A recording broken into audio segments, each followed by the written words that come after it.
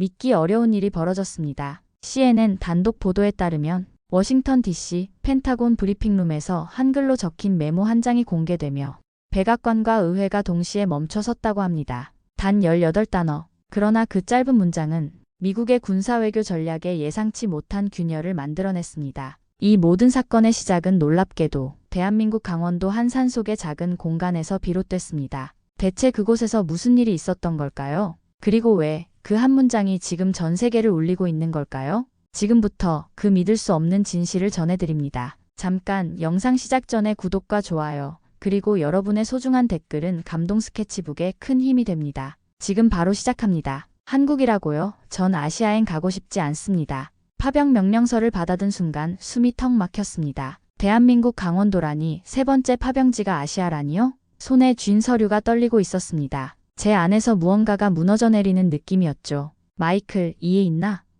상관이 물었습니다. 아닙니다. 기계적으로 대답했지만 속으로는 비명을 지르고 있었어요. 강원도행 비행기에 오르면서도 머릿속은 온통 중동의 기억으로 가득했습니다. 그날의 폭발음, 루카스의 비명, 그리고 도망치는 통신병의 뒷모습, 모든 것이 생생하게 떠올랐죠. 한국도 아시아잖아. 저는 창밖을 바라보며 중얼거렸습니다. 이번엔 아무도 아무것도 믿지 않을 거야. 비행기 안에서 눈을 감았지만 잠은 오지 않았어요. 루카스 밀러, 제 가장 친한 전우였던 그가 떠오르더군요. 그의 웃음소리, 함께 나눴던 농담들, 그리고 그의 마지막 순간. 통신병이 우리 위치를 누설했어. 당시 정보 분석관이 말했던 내용이 귓가에 맴돌았습니다. 아마 적과 내통한 것 같아. 그 통신병은 바로 동양인이었죠. 그 순간부터 제 마음속에는 아시아 전체에 대한 불신이 자리 잡았죠. 합리적이지 않다는 걸 알면서도 어쩔 수 없었습니다. 루카스를 잃은 슬픔은 분노로, 분노는 불신으로 변했어요. 강원도에 도착했을 때 저는 이미 감정을 완전히 차단한 상태였습니다.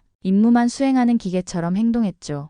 웃음도, 분노도, 두려움도 없이 그저 군인으로서의 의무만 남았을 뿐이었습니다. 마이클 브루크스 병장이시죠? 환영합니다. 한국 측 담당자가 악수를 청했지만 저는 가볍게 고개만 끄덕였어요. 손을 내밀지 않았죠. 첫날부터 캠프 내 모든 이들이 제 냉랭한 태도를 느꼈을 겁니다. 하지만 상관없었어요. 저는 그저 임무에만 집중하기로 했으니까요. 사람들과 교감하거나 감정을 표현하는 건 제 계획에 없었습니다. 마이클 병장, 내일부터 군견훈련소 협력 임무를 맡게 될 거요. 부대장이 말했습니다. 네, 알겠습니다. 기계적으로 대답했죠. 군견훈련소라 적어도 걔들은 배신하지 않을 테니 다행이라고 생각했습니다. 그날 밤 저는 침대에 누워 루카스의 얼굴을 떠올렸어요. 그가 중동으로 떠나기 전 한국 군견훈련소에서 자원봉사했다고 했던 기억이 문득 스쳐 지나갔지만 곧 그 생각을 밀어냈습니다. 감정 없이, 믿음 없이, 그저 임무만. 저는 스스로에게 다짐했죠. 강원도의 차가운 밤 공기가 창문을 통해 스며들었습니다. 마치 제 마음처럼 차갑고 단단하게 얼어붙은 공기였어요. 다음 날 아침, 눈 덮인 산맥을 배경으로 진돗개 훈련소에 도착했습니다. 이곳은 군사작전에 투입될 개들을 훈련시키는 특수시설이었죠. 마이클 병장님, 환영합니다. 김문호 교관입니다. 과묵해 보이는 한국인 남성이 다가왔어요. 배정받은 임무 수행하러 왔습니다. 저는 감정 없는 목소리로 대답했죠. 김문호 교관은 제 차가운 반응에도 동요하지 않았습니다. 오늘부터 함께 일할 군견을 소개해드리겠습니다. 이쪽으로 오세요. 우리는 넓은 훈련장을 지나 개별 견사로 향했습니다. 맑은 겨울 공기가 폐부 깊숙이 파고들었어요. 하얀 숨을 내뿜으며 걷는 동안 김 교관이 진돗개에 대해 설명했습니다. 진돗개는 한국 고유의 개로 충성심과 용맹함이 특징입니다. 한번 주인을 정하면 평생을 함께하죠. 하지만 바로 그 성향 때문에 군견으로는 쉽게 훈련되지 않습니다. 그럼에도 불구하고 우리는 이 특별한 유대감에 기대어 계속 도전하고 있습니다. 저는 무심히 고개를 끄덕였습니다. 개든 사람이든 충성이란 건 결국 배신으로 끝난다고 생각했으니까요. 김 교관이 한 견사 앞에 멈춰 섰습니다. 이쪽입니다. 안을 들여다보니 검은색과 황갈색이 섞인 중형견이 구석에 웅크리고 있었어요. 사람의 시선을 피하듯 고개를 돌린 채로요. 태백이라고 합니다. 6살 수컷이죠. 김 교관이 말했습니다. 태백은 우리를 향해 고개도 돌리지 않았어요. 그저 벽을 향해 앉아있을 뿐이었죠. 왜 저런 상태인가요? 묘한 기시감에 저도 모르게 물었습니다. 김 교관의 표정이 잠시 어두워졌어요. 전 주인이 전사한 이후로 아무도 곁에 두지 않습니다. 아까 말씀드렸다시피 진돗개는 정을 한번 주면 그걸 평생 기억하거든요. 그 말에 가슴 한켠이 묘하게 울렸습니다. 전사한 주인. 저도 모르게 루카스가 떠올랐지만 곧 그 생각을 밀어냈어요. 제 임무는 뭡니까? 차갑게 물었습니다. 태백과 함께 기본 순찰 훈련을 시작하는 겁니다. 하지만 김 교관이 잠시 망설였어요. 먼저 태백의 마음을 여는 게 중요할 것 같군요. 태백이의 마음이요? 저는 비웃듯 말했습니다. 걔는 그저 명령에 따르는 동물 아닙니까? 김 교관은 고개를 천천히 저었어요. 진돗개는 단순한 동물이 아닙니다. 그들은 기억하고 느끼고 선택합니다. 태백은 특별한 개입니다. 견사 안을 다시 바라보았습니다. 태백은 여전히 구석에 웅크린 채였지만 이제는 슬쩍 고개를 돌려 저를 바라보고 있었어요. 그때 그 눈빛에 제 심장이 한 번 세게 뛰었습니다. 마치 오래된 기억을 떠올리게 하는 듯한 묘하게 익숙한 눈빛이었죠. 뭔가 이상한데 중얼거렸지만 곧 고개를 저었습니다. 제 기분 탓이겠죠. 김 교관은 미소를 지었어요. 내일부터 훈련을 시작합시다. 오늘은 태백과 친해지는 시간을 가지세요. 그 단어가 얼마나 낯설게 들렸는지 모릅니다. 제 사전에서 지워진 개념이었으니까요. 하지만 임무는 임무였습니다. 태백의 견사 앞에 앉아 시간을 보내면서 저는 문득 루카스가 한미 군견 프로젝트 때문에 한국에서 데려온 군견이 생각났어요. 그것도 진돗개였다고 했던가? 저는 속으로 생각하며 애써 루카스의 생각을 떨쳐냈습니다. 다음날 아침 훈련소 기록실에서 태백의 파일을 찾고 있었습니다. 김 교관이 기본적인 훈련 지침과 태백의 이력을 확인하라고 지시했기 때문이죠. 먼지 쌓인 서류함을 뒤지던 중 우연히 한 폴더가 눈에 들어왔어요. 해외 파병 기록, 중동작전, 손이 저도 모르게 멈췄습니다. 숨이 가빠오는 것을 느끼며 천천히 폴더를 꺼냈어요. 그 안에는 여러 사진과 문서가 있었죠. 그리고 루카스, 사진 속에 루카스 밀러가 웃고 있었습니다. 중동 기지에서 찍은 사진이었어요. 그의 옆에는 작은 진돗개 한 마리가 앉아 있었죠. 그 개의 목줄에 달린 이름표가 희미하게 보였습니다. 태백. 심장이 멎는 듯한 느낌이 들었어요. 루카스의 말이 귓가에 울렸습니다. 한국에서 훈련소 자원 봉사했었어. 진돗개 하나가 나랑 유난히 잘 맞았지. 마침 한미 군견 시범 프로젝트 중이라 데려왔어. 태백이라는 놈이야. 손이 떨렸습니다. 이건 단순한 우연이 아니었어요. 태백은 루카스의 개였던 겁니다. 그리고 중동에 함께 갔다가 루카스가 전사한 후 다시 한국으로 돌아온 거죠. 그때 그게 너였구나. 사진을 들고 태백의 견사로 달려갔습니다. 제 발걸음 소리에 태백은 여전히 구석에서 고개를 돌리지 않았어요. 하지만 이번엔 다르게 접근해야 했습니다. 견사 앞에 조용히 앉아 사진을 바라보았어요. 루카스의 웃는 얼굴, 그리고 그 옆에 태백.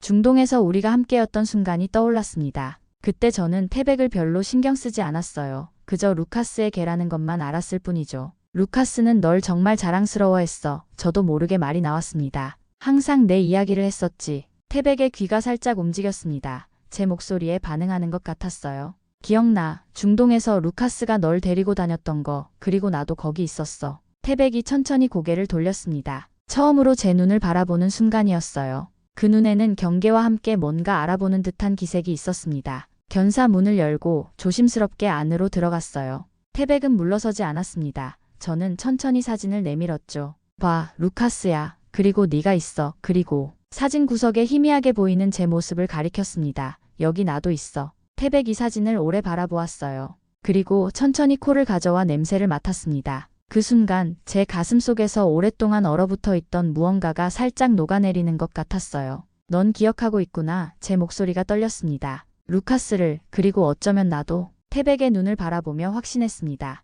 그 눈빛은 단순한 반응이 아니었어요. 그건 기억하는 눈빛이었습니다. 중동에서 저를 봤던 기억, 루카스와 제가 함께 있었던 모든 순간들을 기억하는 눈빛이었죠. 그때 중동 기지에서 나 봤었지? 루카스랑 나랑 같이 있었던 거 너 기억하는 거야? 태백이 조금 더 가까이 다가왔습니다. 여전히 경계하는 기색이 있었지만 처음보다는 훨씬 부드러워진 태도였어요. 저는 그 자리에 조용히 앉아 태백이 저를 알아볼 시간을 주었습니다. 그날 밤 숙소로 돌아와 루카스의 사진을 오래 바라보았어요. 처음으로 그의 죽음에 대한 슬픔이 온전히 느껴졌습니다. 그동안 분노와 불신으로 가렸던 진짜 감정이 드러나기 시작한 거죠. 루카스, 네 개를 만났어. 사진에 대고 속삭였습니다. 태백이 널 기억하고 있어. 다음 날부터 태백과의 훈련이 본격적으로 시작됐습니다. 처음에는 여전히 거리를 두고 있었지만 조금씩 마음을 열기 시작했어요. 오늘은 기본 복종 훈련부터 시작해보자. 저는 태백에게 말했습니다. 놀랍게도 태백은 제 명령에 반응하기 시작했어요.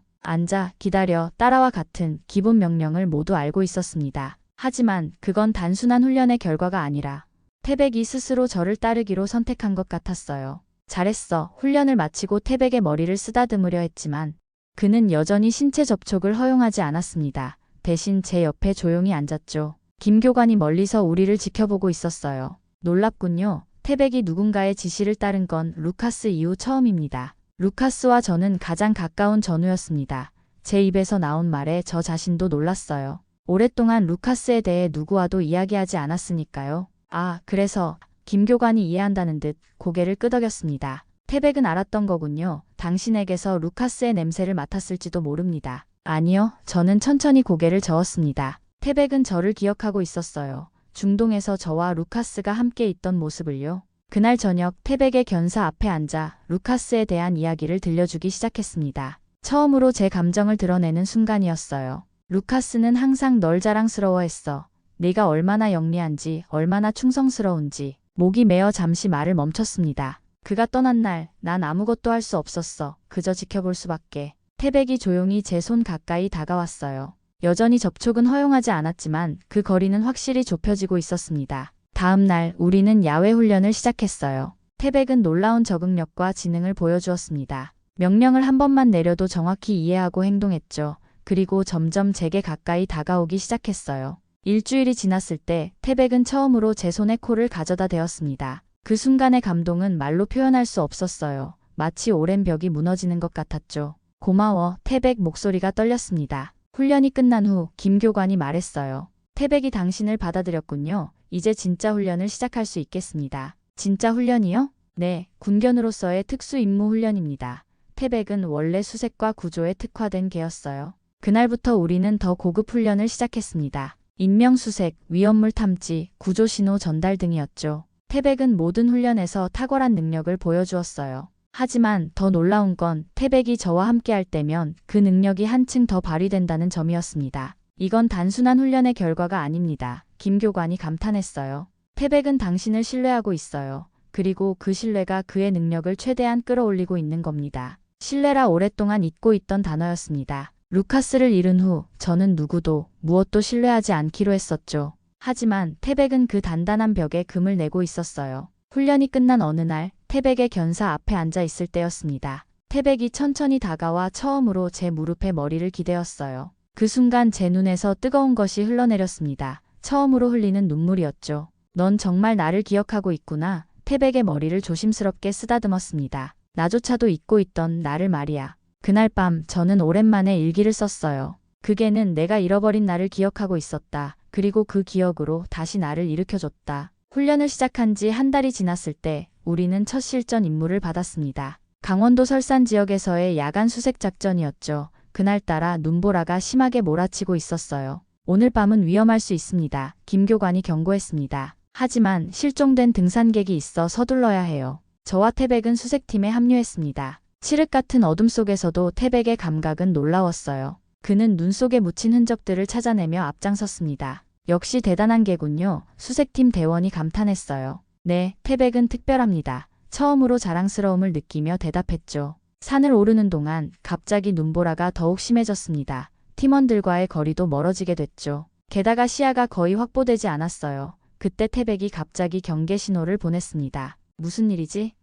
주변을 살폈지만 아무것도 보이지 않았어요. 태백이 제 앞에 서서 진행을 막았습니다. 그제서야 깨달았죠. 앞쪽이 절벽이었던 겁니다. 하지만 경고를 알아차리기엔 너무 늦었어요. 발 아래 눈 덮인 빙판이 무너지기 시작했습니다. 조심해. 소리쳤지만 제 몸은 이미 미끄러지고 있었어요. 순간 무언가가 제 재킷을 물었습니다. 태백이었죠. 하지만 제 체중과 눈사태의 힘을 이기지 못하고 우리 둘 다 아래로 추락했습니다. 정신을 차렸을 때 저는 눈 속에 반쯤 파묻혀 있었어요. 온몸이 아팠지만 다행히 크게 다치지는 않은 것 같았습니다. 제 옆에는 태백이 있었죠. 그도 다행히 큰 상처는 없어 보였어요. 무전기, 주머니를 뒤졌지만 추락하면서 망가진 상태였습니다. GPS도 마찬가지였죠. 우리는 고립된 상태였어요. 이대로는 동사할 수도 있어. 주변을 살피니 우리가 있는 곳은 깊은 협곡 아래였습니다. 위로 올라갈 방법은 보이지 않았어요. 태백이 제 주변을 맴돌며 불안해하는 모습이었습니다. 저는 그를 진정시키려 했죠. 괜찮아, 태백, 구조대가 올 거야. 하지만 상황은 심각했습니다. 눈보라 속에서 우리를 찾기는 쉽지 않을 테니까요. 태백이 갑자기 제 손을 합기 시작했어요. 그리고 제 얼굴을 바라보더니 결단에 찬 눈빛이 되었습니다. 뭐가 하고 싶은 거야? 제가 물었을 때 태백은 협곡 위쪽을 바라보았어요. 그리고 저를 다시 보더니 제 재킷의 일부를 물고는 당겼습니다. 순간 깨달았습니다. 내가 도움을 구하러 가겠다는 거야? 태백의 눈빛이 확신에 차 있었어요. 제 재킷 조각을 물고 천천히 눈속을 헤치며 오르기 시작했습니다. 태백, 조심해. 소리쳤지만 그는 이미 눈보라 속으로 사라지고 있었어요. 시간이 지나면서 추위는 더욱 심해졌습니다. 저는 최대한 체온을 유지하려 노력했지만 점점 의식이 흐려지는 것을 느꼈어요. 태백이 무사히 도착했을까? 누군가 올 수 있을까? 의문들이 머릿속을 스쳐 지나갔습니다. 루카스, 이게 내 마지막이라면 힘없이 중얼거렸어요. 얼마나 시간이 흘렀을까요? 멀리서 희미한 소리가 들렸습니다. 처음엔 환청인 줄 알았어요. 하지만 점점 소리가 가까워졌죠. 마이클 병장님, 어디 계십니까? 인기척이 느껴졌습니다. 여기. 겨우 소리를 짜냈지만 바람 소리에 묻혀 들리지 않았어요. 그때 익숙한 짖음 소리가 들렸습니다. 태백이었습니다. 곧이어 손전등 불빛이 제 얼굴을 비췄어요. 여기 있습니다. 마이클 병장을 찾았습니다. 구조대원의 목소리가 들렸어요. 눈을 깜빡이며 보니 태백이 제 앞에 서 있었습니다. 온몸이 얼음 결정으로 뒤덮여 있었어요. 37kg가 넘는 눈보라 속을 뚫고 기지까지 달려가 저를 구했던 겁니다. 태백, 제 목소리는 떨렸습니다. 태백은 구조대가 도착하자마자 제 위로 몸을 낮추었어요. 체온을 나눠주려는 듯이 말이죠. 구조대가 저를 들것에 옮길 때도 태백은 제 곁을 떠나지 않았습니다. 구조대원들이 놀란 표정으로 말했어요. 이 개가 눈보라 속에서 기지로 뛰어들어왔을 때 처음엔 이해할 수 없었습니다. 하지만 계속 짖으며 밖으로 나가려 했죠. 그래서 따라가 보니 의무실에 도착해서도 태백은 제 옆을 지켰습니다. 의사들이 치료하는 동안에도 한시도 눈을 떼지 않았어요. 김문호 교관이 의무실로 달려왔습니다. 그의 얼굴에는 안도와 감격이 섞여 있었어요. 태백이 당신을 구하기 위해 기지로 달려왔을 때 그 모습을 봤어야 했습니다. 김 교관이 말했습니다. 온몸이 얼음으로 뒤덮여 있었지만 포기하지 않았어요. 계속해서 사람들을 이끌어내려 했죠. 그가 저를 구했군요. 제 목소리가 떨렸습니다. 김 교관은 천천히 고개를 끄덕였어요. 이건 훈련된 개의 반응이 아닙니다. 이건 기억과 감정이 만든 충성입니다. 그 말에 제 눈에서 눈물이 흘러내렸습니다. 태백이 다가와 조심스럽게 제 손을 핥아주었어요. 처음으로 제 감정이 완전히 무너져 내리는 순간이었습니다. 고마워, 태백. 속삭였어요. 내가 아니었다면? 후에 알게 된 사실이지만 태백이 기지에 도착했을 때 그의 발바닥은 이미 피투성이었다고 합니다. 얼음과 눈 위를 달리며 상처를 입었지만 멈추지 않았던 거죠. 오직 저를 구하기 위해서요. 의무실에서 회복하는 동안 저는 태백에 대해 더 많은 이야기를 들었습니다. 태백은 루카스와 함께 중동에 갔다가 그의 죽음 이후 한국으로 돌아왔다고 해요. 그 이후로는 누구도 가까이 하지 않았죠. 마치 루카스의 죽음과 함께 자신의 일부도 죽은 것처럼. 그런데 당신이 왔어요. 김 교관이 말했습니다. 루카스의 냄새, 그의 기억을 간직한 사람이. 저는 태백의 머리를 쓰다듬으며 생각했습니다. 우리는 같은 상처를 가진 존재였어요. 루카스를 잃은 슬픔, 그리고 그 후의 단절. 하지만 태백은 저를 통해 다시 마음을 열었고 저 역시 태백을 통해 다시 감정을 느끼기 시작했습니다. 그날 밤 저는 루카스에게 편지를 썼어요. 결코 보낼 수 없는 편지였지만 꼭 써야 했습니다. 루카스, 내게 태백이 오늘 내 목숨을 구했어. 네가 그를 훈련시킨 방식, 그에게 보여준 사랑이 결국 나를 구한 거야. 고맙다, 내 친구. 의무실에서 나온 후 태백과의 훈련은 완전히 달라졌습니다. 이제 우리 사이에는 보이지 않는 끈이 생겼어요. 서로를 완전히 신뢰하는 관계가 된 거죠. 놀라운 변화입니다. 김 교관이 말했어요. 태백이 이렇게 누군가와 깊은 유대를 형성한 건 루카스 이후 처음이에요. 저는 고개를 끄덕였습니다. 서로의 상처를 알고 있어서 그런 것 같습니다. 훈련장에서 태백은 완벽하게 제 지시를 따랐습니다. 때로는 말하기도 전에 제 의도를 파악하기도 했어요. 마치 제 생각을 읽는 것 같았죠. 태백은 당신의 표정, 호흡, 심지어 눈빛까지 읽고 있어요. 김 교관이 설명했습니다. 이건 진돗개의 특별한 능력입니다. 주인과 하나가 되는 거죠. 주인이라 그 말이 묘하게 가슴에 와닿았습니다. 저는 태백의 주인이 아니었어요. 그건 여전히 루카스였죠. 하지만 이제 우리는 서로의 전우가 되어가고 있었습니다. 어느 날 훈련을 마치고 태백과 함께 산책하던 중 제 주머니에서 루카스의 사진이 떨어졌어요. 태백이 재빨리 주워 제게 가져왔습니다. 고마워. 사진을 받아들며 말했죠. 그리고 문득 태백의 눈을 바라보았습니다. 그 눈에는 슬픔과 그리움이 깃들어 있었어요. 루카스를 기억하는 눈빛이었죠. 넌 아직도 그를 기억하고 있구나. 조용히 말했습니다. 나도 마찬가지야. 태백이 제 손등에 코를 대었어요. 이제는 자연스럽게 스킨십을 허용하는 사이가 되었습니다. 저는 조심스럽게 그의 귀 뒤를 긁어주었죠. 넌 알고 있었어. 그렇지? 내가 루카스의 친구라는 걸. 태백의 눈을 바라보며 말했습니다. 그래서 나에게 마음을 연 거야. 그날 저녁 숙소로 돌아와 창밖을 바라보며 생각에 잠겼어요. 한국에 온 지 2달이 지났습니다. 처음 발을 디뎠을 때와는 완전히 다른 사람이 되어 있었죠. 아시아에 대한 막연한 불신과 분노는 어느새 사라지고 그 자리에 새로운 감정들이 자라나고 있었어요. 다음날 훈련장에서 태백과 함께 복잡한 장애물 코스를 완주했습니다. 모든 대원들이 박수를 쳤어요. 태백의 능력과 우리의 호흡이 완벽하게 맞아떨어졌기 때문이죠. 잘했어, 태백. 저는 진심으로 말했습니다. 그때였어요. 태백이 천천히 다가와 제 손등에 고개를 기대고 눈을 감았습니다. 이건 단순한 애정 표현이 아니었습니다. 신뢰와 인정, 그리고 함께 겪은 시간을 확인하는 행동이었죠. 김교관이 다가와 조용히 말했어요. 태백이 당신을 받아들였습니다. 완전히. 제가 그를 받아들인 것보다 더요. 목이 메어 간신히 대답했습니다. 그날 밤 저는 메모장에 감정을 쏟아냈어요. 태백은 내가 잃어버린 나를 기억하고 있었다. 그리고 그 기억으로 다시 나를 일으켜줬다. 루카스의 죽음 이후 나는 모든 감정을 차단했다. 분노와 불신만 남겨둔 채 하지만 태백은 그 벽을 허물어버렸다. 그는 나를 다시 사람으로 만들어주었다.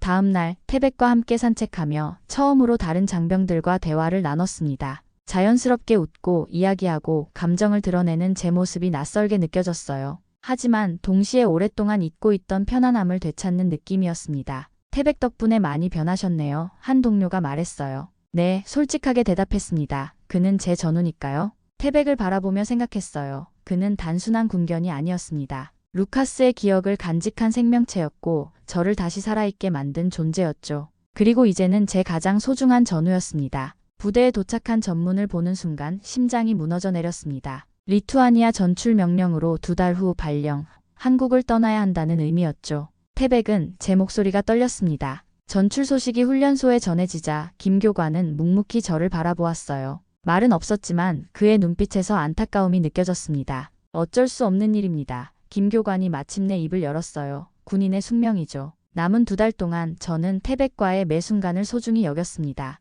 훈련은 물론 함께 산책하고 쉬는 시간을 보내며 가능한 많은 추억을 만들었어요. 태백도 무언가를 느끼는 듯 했습니다. 더 자주 제 곁에 머물렀고 제가 훈련장을 떠날 때면 불안한 눈빛으로 따라오려 했죠. 괜찮아, 태백, 아직 시간이 있어. 그를 안심시키며 말했습니다. 어느 날 김교관이 저를 사무실로 불렀어요. 그의 표정이 심각했습니다. 마이클 병장님, 솔직히 말씀드리자면 태백을 데려갈 방법은 없습니다. 이미 예상했던 말이었지만 직접 들으니 가슴이 무너져 내렸어요. 알고 있습니다. 태백은 한국 정부 소속 군견입니다. 더군다나 이미 군견 프로젝트에서 루카스의 죽음으로 자격을 잃었습니다. 고개를 끄덕였습니다. 군인으로서 규정과 질서의 중요성을 알고 있었어요. 하지만 그것이 이별의 아픔을 덜어주지는 않았습니다. 태백에게 어떻게 말해야 할지 모르겠습니다. 솔직하게 털어놓았어요. 김교관은 잠시 침묵했다가 서랍에서 무언가를 꺼냈습니다. 작은 가죽 조각이었어요. 이건 태백의 옛 목줄 조각입니다.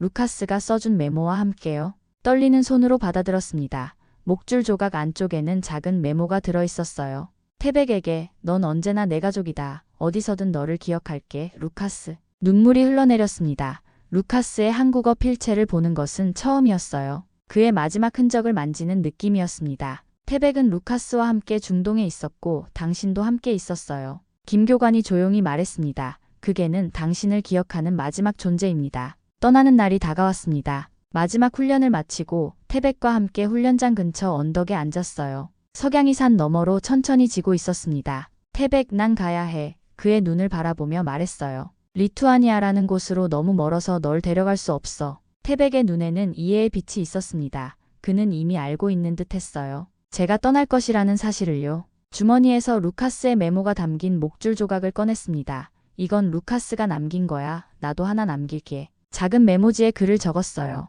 태백에게 넌 나를 구했다. 단순히 절벽에서가 아니라 내 자신으로부터. 언젠가 다시 오마. 꼭 마이클. 메모를 목줄 조각 안에 루카스의 것과 함께 넣고 김교관에게 건넸습니다. 부탁드립니다. 김교관은 고개를 끄덕였어요. 걱정 마세요. 태백과 함께 있을 겁니다. 마지막 날 아침 출발 준비를 마치고 태백을 마지막으로 만났습니다. 그는 평소와 다름없이 제 옆에 앉았어요. 하지만 그의 눈빛은 달랐습니다. 이별을 알고 있는 듯한 슬픔이 깃들어 있었죠. 저는 태백을 바라보며 고개를 숙였습니다. 언젠가 다시 오마 꼭. 태백이 조용히 제 손을 핥았어요. 그의 눈에는 약속을 믿는다는 듯한 빛이 있었습니다. 수송기에 오르기 전 멀리서 태백을 바라보았습니다. 그는 김 교관과 함께 서 있었어요. 마지막까지 시선을 떼지 않았죠. 수송기가 이륙하며 제 안에서 무언가가 찢어지는 듯한 느낌이 들었습니다. 하지만 동시에 이상하게 평온했어요. 태백을 만난 후 제 안에 다시 자리 잡은 감정들이 이별의 아픔조차 받아들일 수 있게 해주었기 때문이죠.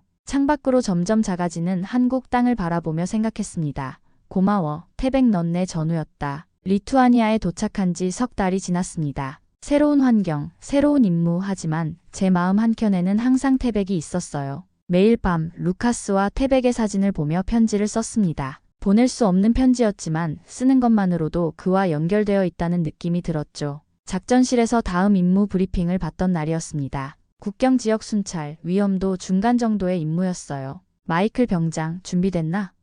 지휘관이 물었습니다. 네. 자신있게 대답했어요. 이제 저는 이전의 마이클 브루크스가 아니었습니다. 태백을 만난 후 다시 감정을 되찾았고 사람들과 소통하는 법을 배웠죠. 다시 전우들과 진정한 유대감을 형성할 수 있게 되었어요. 다음 날 아침 작전이 시작됐습니다. 저희 팀은 국경 지역을 순찰하던 중 예상치 못한 총격에 휘말렸어요. 상황은 빠르게 악화됐죠. 모두 대피하라.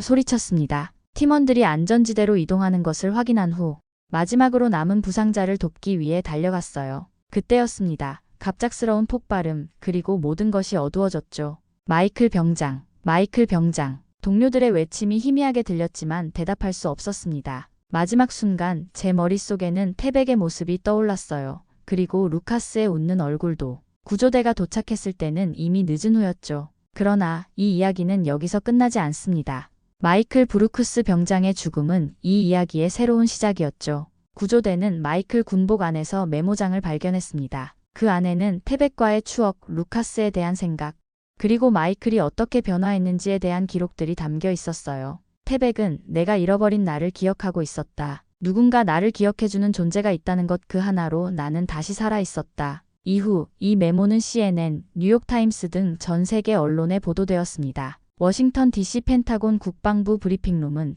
이례적인 긴장감으로 가득 차 있었습니다. 수십 개의 카메라가 일제히 불을 밝히고 기자들의 펜이 조용히 움직이기 시작했죠. 잠시 후 국방부 대변인이 떨리는 손으로 메모 한 장을 꺼냈습니다. 마이클 브루크스 병장의 죽음은 단순한 전사가 아닙니다. 그는 마지막까지 사람으로서 살아 있었습니다. 그리고 태백이 그 진심을 함께 남겼습니다. 플래시가 한 번 더 터지고 기자들의 눈빛이 한 문장에 집중됐습니다. 대변인은 천천히 한글로 적힌 메모장을 펼쳤습니다. 태백은 내가 잃어버린 나를 기억하고 있었다. 순간 브리핑룸은 숨소리조차 멎은 듯한 침묵에 잠겼습니다. 기자 한 명이 마른 침을 삼켰고 누군가는 눈을 비볐습니다. 이어 공개된 유품은 단 2가지. 낡은 메모장 1권, 진돗개 태백의 사진과 편지. 며칠 후 그 개는 마지막까지 그의 이름을 기억했다는 제목으로 CNN 특별 보도가 있었습니다. 이번 주 전 세계 SNS를 뒤흔든 해시태그 바로 해시태그 태백노트, 해시태그 마지막 전후입니다. 방송 화면은 대한민국 강원도 진돗개 훈련소의 벤치를 비춥니다. 그 자리에 앉아있는 진돗개 한 마리 태백. 그는 매일 그 자리에 앉아 마이클이 떠난 방향을 조용히 바라보고 있습니다. 미국 국방부는 마이클 병장의 유품과 태백의 사연을 공식 군사 교류 보고서에 편입시켰고 동시에 기억 기반 정서 회복 프로젝트 일명 태백 이니셔티브를 발표했습니다. 군사위원회 청문회장 한 의원이 질문합니다. 장관님, 이 병사 한 명의 이야기가 정말 미 국방 정책에 영향을 주고 있다고 보십니까? 국방부 장관은 고개를 숙인 채 답합니다. 그는 총을 들고 싸운 병사가 아니었습니다. 대신 한국의 진돗개와 함께 우리가 잃어버린 인간다움을 회복했습니다. 그가 남긴 것은 단지 메모 한 장이 아닙니다. 우리의 군대가 다시 사람이 되는 길입니다. 전 세계 수백만 건의 공유와 댓글이 달렸고 미국 내 진돗개 입양 및 교감 훈련 문의가 폭증했습니다. 사람들은 마이클의 이야기와 태백의 충성심에 감동했죠. 한국 강원도 진돗개 훈련소 김문호 교관은 매일 아침 훈련장에 나오는 태백의 모습을 지켜봅니다. 태백은 항상 같은 벤치에 앉아 마이클이 앉던 자리를 지키고 있었죠. 마치 마이클과 루카스를 기다리는 것처럼. 태백은 알고 있어요. 김 교관이 방문객들에게 말합니다. 마이클은 돌아오지 않는다는 것을요. 하지만 태백이는 여전히 기억하고 있죠. 훈련소 입구에는 작은 명패가 세워졌습니다. 마이클 브루크스 병장, 루카스 밀러 병장과 태백을 기억하며라고 써 있었어요. 그 아래에는 더 작은 글씨로 이렇게 적혀 있었습니다. 태백은 두 병사의 마지막 전우였다. 태백은 여전히 훈련에 참여하고 새로운 군인들을 만납니다. 하지만 그의 특별한 이야기는 훈련소의 전설이 되었어요. 어떻게 한계가 한 사람의 잃어버린 감정을 되찾아 주었는지, 그리고 어떻게 그 사람이 개의 충성심을 통해 인간성을 회복했는지에 대한 이야기. 김 교관은 가끔 태백의 목줄에 달린 두 개의 메모를 본다고 합니다. 하나는 루카스의 것, 하나는 마이클의 것이요. 그리고 그때마다 태백의 눈에서 특별한 빛을 발견한다고 해요. 기억의 빛, 영원한 충성의 빛. 태백은 마지막까지 그들의 이름을 기억할 거예요. 김 교관은 말합니다. 마이클과 루카스, 태백의 가족이었던 사람들을. 그리고 어쩌면 먼 하늘 어딘가에서 마이클과 루카스도 태백을 기억하고 있을지도 모릅니다. 그 작은 개가 어떻게 우리의 삶을 연결했는지, 그리고 어떻게 제가 잃어버린 인간성을 되찾게 해주었는지를요. 누군가 나를 기억해주는 존재가 있다는 것, 그 하나로 나는 다시 살아 있었다. 이것이 마이클 브루크스 병장과 진돗개 태백의 이야기입니다. 오늘의 이야기는 사람과 개, 그리고 다시 사람으로 이어진 기억과 충성의 이야기였습니다. 어쩌면 우리 모두가 필요로 하는 것은 단 하나일지도 모릅니다. 누군가 우리를 있는 그대로 기억해주는 존재. 그것만으로도 우리는 다시 살아갈 힘을 얻을 수 있으니까요. 오늘의 사연이 감동적이었다면 구독과 좋아요 잊지 마시고 감동 스케치북과 함께 해주셔서 진심으로 감사합니다.